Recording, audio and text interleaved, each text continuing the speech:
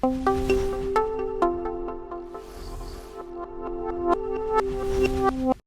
back to Wonder, guys. I am with my brother in arms, Mr. Taylor Speegle. How are you doing? Hello. Doing great. I'm excited to be here with you today. As always. We've had some amazing topics that if you haven't seen, go back in the playlist and check them out. If you don't know how we select these questions, we have a community number, 702-602-8802. Any questions you have, I round up the boys. Today we have Mr. Taylor, but we also have Mr. Dylan, we have Ms. Emily Chandler, and we take all these questions that you guys give us and we answer them in videos like today. And someone, potentially single, wrote to me today, or texted me today and said, James, please ask Taylor about dating in the metaverse. Now, before you answer that, I want to say this because I am old and dated now. Very true. I've been with Ashley for 13 years. It's a long time. And we missed the entire dating online thing. Apps that people like you guys build where people could meet people and not for hooking up, but for engaging in wonderful conversation. Yes, absolutely. Good. And so I missed that whole thing. So me and Ashley often talk about, if we broke up, do you think you would do the online dating thing? And my answer is always no, only because I'm just around so many people and I meet so many people at all of the Wonder sponsored events that we do, such as the LA Comedy Club coming up this coming Friday. We do so many of these events. I'm always meeting so many people that I personally wouldn't. You have a backlog of women just waiting. We're all aware of it. Thank you, sir. So now Atlas and my future kids will be entering Metaverse dating. Yes. Talk to me. So, dating, obviously digital dating, going back to cassettes. It was like they used to send cassettes out for people having dating profiles. So that was kind of like the beginning of the remote, dating, or even going back to, written correspondence. Obviously mobile apps blew up. And so that showed, okay, this is truly what the modern internet and mobile applications in the digital connected world, this is really what it's about. It can create a ton of connections. There's certainly hookup culture that people point to and say, oh, this is really good, but I think, that's where you're just kind of endlessly swiping. But I think, something like Match.com, and there have been platforms that have shown the quality of what a dating experience could be and how digital solutions could help really bridge the gap and help get past a lot of the just going out to clubs and going out to a bar and trying to somehow connect with a person enough to understand if they're truly the person that you want to be with. Or if you want to hook up, you know where to go. So I think there's a lot of value, and obviously it's huge, but going into virtual reality, you're seeing this naturally. So there's not really a lot of virtual reality dating apps out there, but when you have applications like VR chat that are effectively, digital twins of the real world, people are just spending a lot of time in virtual reality. People just started naturally talking to each other. You get to know each other, remotely. This happens with video games as well. People have been for years. And never meet each other a lot of times. They never meet each other. They form entire relationships without ever seeing someone face to face. And to the degree that people are getting kind of mocked married in virtual reality today, just naturally. And I think that's incredible. I think that can show the level of connection, because when you're in a virtual environment and you don't actually meet someone face to face, all you're ever hearing is just them talking. You're hearing the stories that they're saying. You're trying to get a sense of who they are genuinely as a person. You spend hours together, maybe without the pretense of kind of attraction in a pure physical form. And so I think there's a value in that in terms of letting yourself go. I think we've talked about this before, but virtual reality when it comes to things like therapy, and we just talked a little bit about a church environment. You can open up more a lot of the times in the digital version of yourself because there's a bit of anonymity.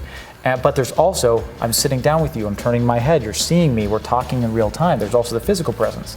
So it removes enough of, I think, the outward appearance of yourself and the degree of anonymity where I think you can be more open than you typically would be in the real world.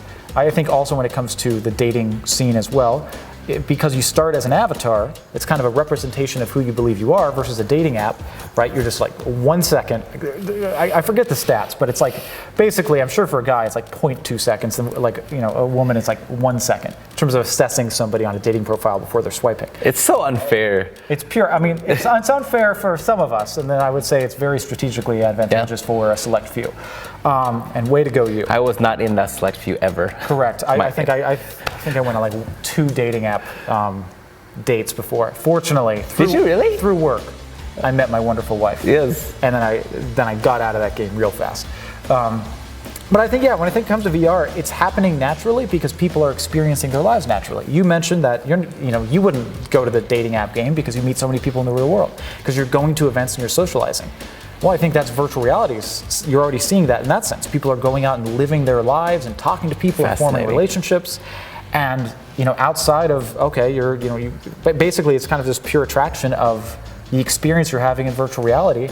And they're even, again, like I said, they're having weddings in virtual reality. And I think you're going to, there's kind of a fun term, I think one was flirtual reality, so virtual reality. I thought that was very cheesy and I like it. But you're seeing these occur, so I think the future of dating and relationships, because the big push of what I think, you go from Web 2.0 to Web 3.0, and you go from two-dimensional screens to three-dimensional environments, everything always goes back to the idea of creating experiences that are more human, connecting more with what it is to be human, eye tracking of cameras, moving of head, even eventually being able to have haptics where it almost feels, at least in some degree, simulated with touch. I think virtual reality dating, first thing, it's already here. Virtual relationships entirely are already here. But I see virtual reality apps going to be popping up. There's a few companies we're talking to right now that are interested in building within the space. So we'll see what we do in it. But I think it's absolutely, it's here, it's going to grow, and it just logically makes sense of why it would grow.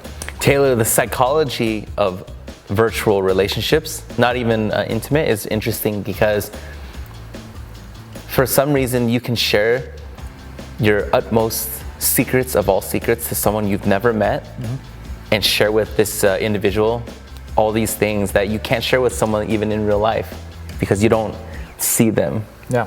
So that really is fascinating to me. Now, when you say virtual marriages, do you mean people are getting married that have never actually met in person and they've only spoken to each other? Is that what you're referring to? Or you're talking about it's just streamed online? Or both? It's kind of all of the above. Both, all of the above. You're seeing every variant. It's kind of interesting to watch. But there's some people who do it purely in the digital world. So they're not actually getting a marriage certificate. But basically, they're meeting in a platform like VR chat or whatever it may be. They're experiencing each other simply through avatars. They're getting to know each other through the avatar. They're dating through that same experience. They're officially an item in that experience. They propose to each other in that experience. And they host a wedding with other friends and people within their network, joining in virtual reality, observing their digital avatars get married. Like stuff like that is happening today simply because there are open platforms that just, they don't not allow that. It kind of, because it's so open, you can just live your life to a degree in a virtual world, so just like you would in the real world. And I would imagine that structures for this will be built where it's more commonplace, but you can easily build a room right now where it's like a wedding chapel. Let's create a digital twin of this world. A wedding chapel, people can go in and experience something that's better than what a lot of people had to during the pandemic, where it was like you're just live streaming on Zoom trying to see what's going on. Instead, you're there, you're experiencing something, you're seeing two people who love each other. I love love. If it needs to be digital, go for it. We'll see what the long-term psychological implications are, but it's about human connection. I think it fosters it quite well. It sounds like an episode forthcoming of Black Mirror. I could definitely see that. And you're seeing, you see even on the digital side of, was it the movie Her? Great movie, Scarlett Jo and Joaquin Phoenix. But that shows that that's not even seeing a person, but even with, I think this gets a little weirder, but with avatars, or kind of artificial intelligence. AI-based entities. And I know Google came out and people are saying is Google's AI sentient?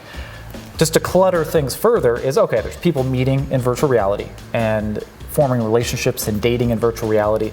That experience could obviously be bridged out to the real world. You get to know somebody quite well, and you get to know them for kind of who they are, that kind of line, and then meet each other in the physical world and then still join each other in the digital. I think all of that is occurring, it will occur, it will evolve. But getting even weirder is, in the future, there will be avatars that are there that have such advanced artificial intelligence that the line between are they human, are they AI is going to get blurrier, kind of like that movie Her. And that's kind of why one of the engineers at Google said, is the AI sentient? It's because he was basically having a hard time differentiating between, is this a person on the other side, or is this AI? And that's kind of the magical point. I think it's the Turing test is the term for it. But basically, can you have a full interaction and not tell that it's AI? And so you're going to even have weird environments like that where, because it's so immersive and because AI is getting so good, that you're going to find relationships like that. I don't see that as the future of dating, just a very interesting thing to watch, observe, and see what pans out. Taylor, there are people today, and I don't remember the actual term, but there are people that are married in real life. I always have to differentiate that because you and I's conversations are real and not real in worlds. But yeah, there's people in real life that are married that they don't have any type of sex, or it's completely non-intimate. I don't remember the term, but there are people like that. They're just like, I want to marry this person. This is a great person I'm married to. And I'm imagining people, I guess our kids, or maybe even our kids, they'll be, Dad, I just met, or, Mom, I just met someone in Korea, and meet my wife. And, it's going to be an interesting perspective when all this stuff really starts getting going. Oh, I mean, it's our kids. I think my son's 3 now. And by the time he's dating, when he's 44, 45 maybe, seems like a reasonable age. That's going to be a very real part of the world, is true digital connections. And who's to say? I mean, simply by your geographical location, where you grew up, the environment that you're in. I mean, you're already built with, you have such parameters around who you would actually meet, just by the happenstance and maybe things outside of your control. So I think it's kind of exciting to be able to expand what digital connections and digital dating is, and human relationships, beyond borders and beyond just purely the physical environment, to see. I'd be curious, I think there's going to be a ton of research in the space of, is that a net positive, is it a net benefit, or net positive or net negative? I don't know the answer. I'm sure there's going to be, it's everything in between, but I'm really interested to see what percentage of relationships actually, are created in the metaverse and stay in the metaverse, and never really evolve beyond that, but it's perfectly fine. And people find that perfectly satisfying for their day-to-day. Because I remember back with like AOL Instant Messenger, people had entire relationships AIM just was with amazing, AIM, dog. right? But yeah, you saw it with AIM, and that was just text. You're sitting there just messaging someone randomly. And now we have, dating apps release digital video, and now you're going to the virtual reality. So I think there's going to be a lot of investment in the space by companies like Match and so on that are already there. I think there's going to be a ton of new entrants. Again, we're talking to a few. So I think it's definitely a hot topic area where human relationships are going to, the manner by which human relationships and connections are made will be different. But I think still ultimately human, right? I think people, humans look for certain attributes about them. They look for experiences to share together, to have intimate connections, however they may have it. So I really think it's just still humans being humans, just in a new medium, maybe with a few weird tweaks in there like AI. Well, you and I were talking about in a conversation, another video, about Meta's spending their $10 billion, and now they're about to push forward with Spain and France entering the metaverse, and be able to see what is France, the Eiffel Tower, and be able to see that physically. And that's so interesting, because I've never been to Europe before in real life. And how interesting is it that your son and my daughter Harlow can meet each other in Paris and go to the Eiffel Tower and get croissants? And what a wild idea. Yeah, I mean, and it's photorealistic. It's going to get, by the time that happens, it'll be photorealistic. You can watch live streams of actual 3D 360 video using stuff like this. That's going to get even better. So if you want to watch an event, like at an opera house, in Sydney Opera House, you want to watch something, you can have a 3D 360 live stream, you guys sitting there, or maybe I see your avatar next to me. But then it's actually a photorealistic, because actual video capture, live stream events, building out entire worlds that replicate the real world. How amazing is that? And also just expand it, making access to these type of experiences more accessible to people. So regardless of your demographics, regardless of your economic situation, outside of the purchase of the headset, you then can kind of democratize access to so many of these wonderful, wonderful experiences. Imagine just somebody who grew up in a tiny town and isn't really well off, but imagine being able to go on a date in Paris. And see the whole world. And see what the world is like. And I think the more you can remove those barriers, right, the more inclusive of a society we become. To get all existential with you, I think we get kind of more inclusive and more open, and kind of less fearful of various cultural experiences. I'm optimistic. And being open to in another video, we talk about religions. You know, if we don't understand about religions in other worlds and be able to finally understand, you know, why does one religion do this or why does one religion do that, and people and food and you know, you're gonna wonder, and all these other companies are just gonna open up to a whole nother world over the next 10 years. Yeah, and I hope, I mean, for companies out there that already have platforms or kind of startups or people with ideas that are really interested in the space, we have a bunch of just internal IP we want to effectively give, right?